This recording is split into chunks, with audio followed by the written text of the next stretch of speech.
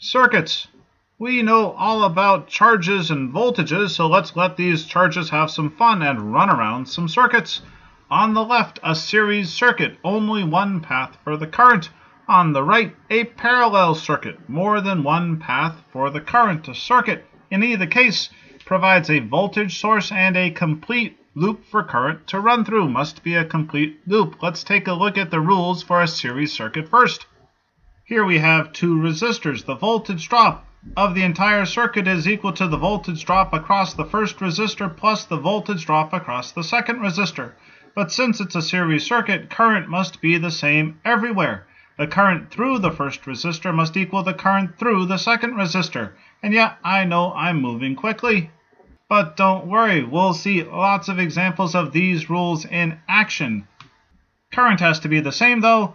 Charge can neither be created nor destroyed. The total resistance of this series circuit is equal to the sum of resistor 1 plus resistor 2. Now, how to analyze a series circuit, and what is this resistance you're talking about? More on that later. How to analyze a series circuit in 4 easy steps. Step number 1, find the total resistance. Step number 2, find the total current. Step number 3, find the current through each of the resistors. Step number 4, find the voltage drop across each of the resistors. And the best way to do this is just to do it with this example. It says here the simple series circuit consists of 3 identical lamps powered by a battery. When a wire is connected between points A and B, what happens? What happens to lamp 1? What happens to lamp 2? What happens to the total circuit? What happens to lamp 3? What happens to the battery? Just tell us everything you can possibly tell us about it. And we will. First, though, what are those equations? V equals IR, that's Ohm's law. Voltage is equal to current times resistance. Think of that as the definition of resistance. Resistance to what? Resistance to the flow of current. For a voltage source, current and resistance are inversely proportional. A big current, a small resistance, a big resistance, a small current. Power is energy per second, or energy per time, is equal to voltage, energy per charge, times current, charge per second. Even kind of makes a little bit of sense. Power will tell us which bulb is the brightest. And again, that's a lot. So let's do this example, starting with 3 light bulbs and a 6-volt battery. We'll say that each bulb has a 3 ohm resistance. Do you remember step 1? Step 1 is to find the total resistance of the circuit. 3 plus 3 plus 3 is equal to 9 ohms. That's the total resistance of the circuit. Step 2, find the total current through this circuit. V equals IR, so 6 divided by 9 is 0.67 amps. That's the current through the battery. That's the total current in this circuit. And since it is a series circuit, we know that the current must be the same everywhere. The current through each lamp is 0.67 amps. Please don't think of the current as starting from the battery and then going through lamp 1, then lamp 2, then lamp 3. No, the current is the same everywhere. It's a giant Congo line, just like water running through the pipes. You have to have water everywhere in the pipes all the time in order for it to really work the way it wants to work. A Congo line of electrons, or a Congo line of positive charges, I should say. Anyway, what's the next step? It's to find the voltage drop across light bulbs 1, 2, and 3. V equals IR, 0.67 times 3 in each case gives us 2 volts dropped across lamp 1, across lamp 2, and across lamp 3. And that makes us happy. Those 2 volts make us happy because 2 plus 2 plus 2 is equal to 6 volts. Imagine you're a charge at the battery. You have 6 volts. Voltage is energy per charge. You lose 2 volts at bulb 1, 2 volts at bulb 2, and 2 volts at bulb 3, and then you go back to the battery for a recharge. Next step, let's talk about power. Power is equal to current times voltage. So 2 times 0.67, that's a power of 1.3 watts in each bulb. The total power of the battery, with a little bit of rounding, is 4 watts. You could make this yourself with a couple batteries and a couple small lamps. You could make a circuit just like this, but then what would happen if you provided a short circuit wire from there to there? Well, I'll tell you what would happen to lamp 3. Lamp 3 is going to go out. Electrons and all charges, they're lazy. Why would an electron go through the toll booth of lamp 3. Why would an electron fight its way through that filament and glow and all that stuff when it's got a shortcut, when it can get back to the battery for free? So bulb 3 goes completely out. Bulb 3 is short-circuited. But what happens to the rest of the bulbs and the battery and the rest of the circuit? Well, step 1, find the total resistance. 3 plus 3 is 6 ohms of total resistance. Step 2 is to find the total current out of the battery. V equals IR. 6 divided by 6, that's 1 amp of current out of the battery. And since this still is a series circuit, that's 1 amp of current through bulb 1 and through bulb 2. Notice that current has increased. The resistance now is smaller. The battery is happy. The resistance is down for this circuit, so the current is up. The battery only now has to push charges through 2 light bulbs instead of 3, so we're happy about that. The total current in the circuit has increased. What about the voltage drops across bulb 1 and bulb 2? V equals IR. 1 times 3 is 3 volts. Earlier, for the earlier circuit, the voltage drop across bulb 1 and across bulb 2 were only 2 volts, but now they're 3 volts. Think of it this way. If you get a $6 allowance and you're going to 3 different stores, you can spend $2 at the first store, the second store, and the third store. But if you get a $6 allowance and you're only going to 2 stores, you can spend more money at each of those stores. So the voltage drop across bulb 1 and bulb 2 is now bigger, which means also that the power, the brightness of bulb 1 and 2, power equals current times voltage. 3 times 1 is 3 watts. The bulbs are brighter. Bulb 1 and bulb 2 got brighter when their friend bulb 3 was short-circuited. The total power of the battery, the total brightness of the circuit, now 6 watts. The brightness of the circuit increased when bulb 3 was short-circuited. And that's surprising, but let's imagine what would happen if we had an infinite number of bulbs, 100 or 1,000 bulbs. What would happen to that 6-volt battery? It would give up. No current, no power. So that's a series circuit. How about a parallel circuit? More than one path for the current to travel through this time, and we can say for this simple parallel circuit that the voltage drop across the battery is equal to the voltage drop across resistor 1 is equal to the voltage drop across resistor 2. They both get the same full voltage. And we could also say that the total current through the battery is equal to the current in branch 1 plus the current in branch 2. And we have now a slightly more confusing equation for total resistance. 1 over the total resistance is equal to 1 over R1 plus 1 over R2. You work through the details, turns out that has to be the case, but let's just think about what would happen as you add more and more resistors. As you add more and more resistors, this time the total resistance of the circuit goes down, not up. In a series circuit, more resistors meant more resistance, but now more resistors means less resistance. Just like when they open up more lanes at the supermarket, the total wait time for the customers goes down. But again, we need to see this as an example, so let's get to an example first. Our 4 easy steps. Step 1, find voltage drop across resistor 1, across resistor 2, and across resistor 3. Step 2, find current through resistor 1, through resistor 2, and through resistor 3. Step 3, find the total current through the battery. And step 4, find the total resistance of the circuit. And there are the 4 steps, and you, if you're clever, will notice that these are the same 4 steps for the series circuit in reverse order. True fact. Let's get to an example. A parallel circuit, this is the same sort of thing. A parallel circuit consists of 3 identical lamps powered by a battery. A switch is opened, disconnecting lamp 3. So what happens to lamp 1, lamp 2, and the circuit when that happens?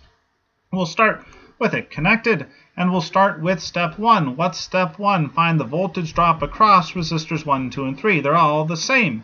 They're all the same 6 volts, and this is the same 6-volt battery, the same 3-ohm bulbs. It's neat to know you could have the same battery and the same bulbs and wire it up in a bunch of different ways. How many different ways? Can you think of that? Anyway, step 2. What's step 2? Find the current through bulb 1, the current through bulb 2, and the current through bulb 3. V equals IR. 6 divided by 3. That's 2 amps through each of those bulbs. We're doing good here. Now, the next step is to find the total current of the circuit. Well, if you got 2 brave amps going through bulb 1, and 2 brave amps going through bulb 2, and 2 brave amps going through bulb 3, and then they all get together for the battery at the end of the day, 2 plus 2 plus 2 is 6 amps. That's the total current through the battery.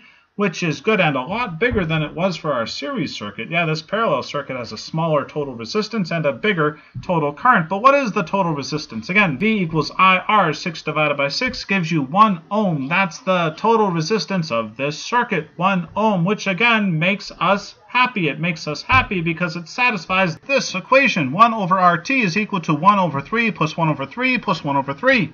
So that equation, funny looking though it might be, works.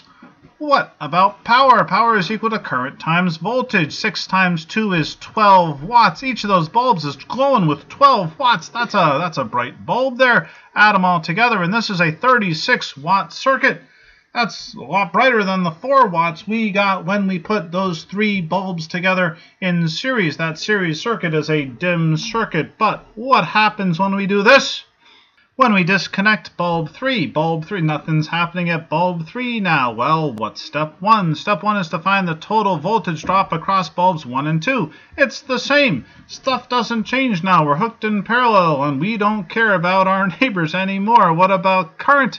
V equals IR, 6 divided by 3, that's 2 amps. That's the same current again when we disconnected bulb 3. And then the total current through the battery, that's less. 2 plus 2 gives 4 amps. That's the total current through the battery. That's less. And then we'll use V equals IR to find the total resistance of this circuit. 6 divided by 4 is 1.5 ohms. 1.5 ohms, the total resistance of this circuit. The total resistance went up when we cut out bulb 3, when we closed that checkout lane at the supermarket. Does the equation still work? Does 1 over 3 plus 1 over 3 equal 2 over 3, which is 1 over 3 over 2? Yes, it does. Fractions still a thing. Power is equal to current times voltage. Well, the current through each of these bulbs and the voltage across bulbs 1 and 2 anyway are the same. So that's 12 and that's 12, and the total power of the circuit is 24, which works again, which works like this and looks like this. That 3-bulb circuit glows brighter, glows with 150% of the power of the 2-bulb circuit. So here's another question. What would happen if we kept on adding bulb after bulb after bulb after bulb? It would get infinitely bright. Well, that's not going to happen. Why won't that happen, though? Because your 6-volt battery will no longer be a 6-volt battery. Your 6-volt battery will get very hot. The internal resistance that we're ignoring, but the internal resistance of your battery will become important at that point. And by important, I mean it won't give you infinite brightness. It will, however, possibly catch your battery on fire, so don't do it. But let's do this. Let's have different bulbs in different circuits. 2 different bulbs this time in this different question. A 40-watt bulb and a 100-watt bulb are connected in series to the battery. Which glows brighter? We can kind of use, reverse psychology on this question and say, well, if the answer was the 100-watt bulb glows brighter, that wouldn't be too exciting, and they probably wouldn't ask the question. So it's probably the 40-watt bulb, but I want to see the details, and details is what I'll give you. We have a 40-watt bulb and a 100-watt bulb. And what does that mean? That means we can calculate the resistance of these bulbs. First, we'll calculate current. Power is equal to current times voltage. So 120 divided by 40, that's a current in this simple circuit. A simpler circuit you could not find. And a bigger current in the brighter bulb. Makes sense. A bigger, brighter of 0.83 amps in the 100-watt bulb. And then we can find the resistance of these bulbs. V equals IR gives us a resistance of 360 ohms for the 40-watt bulb, and a resistance of 144 ohms for the 100-watt bulb. And if you're thinking, where did that 120-volt value come from? Well, that's the voltage in your outlets. Anyway, let's start not with a series circuit, but with a parallel circuit, because this parallel circuit is the way bulbs usually are connected together. Why? Because 120 volts goes to both of them, and since they have the resistances they have the current they expect. There's the total current. The total current through the circuit here is at 1.16 amps. The total resistance, and you can check for yourself that 1 over 103 is equal to 1 over 360 plus 1 over 144. That's not our main point here, but the power is what we expect it to be, and the total power of the circuit is 140 watts. All right, so that's a quick run through for the question that nobody asked. Here's the question that they asked. What would happen if you put these 2 bulbs in the series circuit? And here we start with, how do we start? We start with the total resistance. 360 plus 144, what's that? It's 504 ohms. That's the total resistance. Next, we find the total current. V equals IR. 120 divided by 504 gives 0.24 amps. That's the total current through this circuit. And that's the total current through bulb 1 and bulb 2. This time, it wasn't true last time. This time, they both get the same, smaller current. V equals IR. What are the voltage drops? Well, that's not the voltage drop I was promised. These guys expected 120 volts. Bulb 1 got 86, bulb 2 only got 35 volts. That seems unfair. Well, I'm sorry, bulb 2, you're getting a smaller voltage drop because you have a smaller resistance. You thought that having a smaller resistance would give you more current, but you're in series now. You get the same current, like it or not.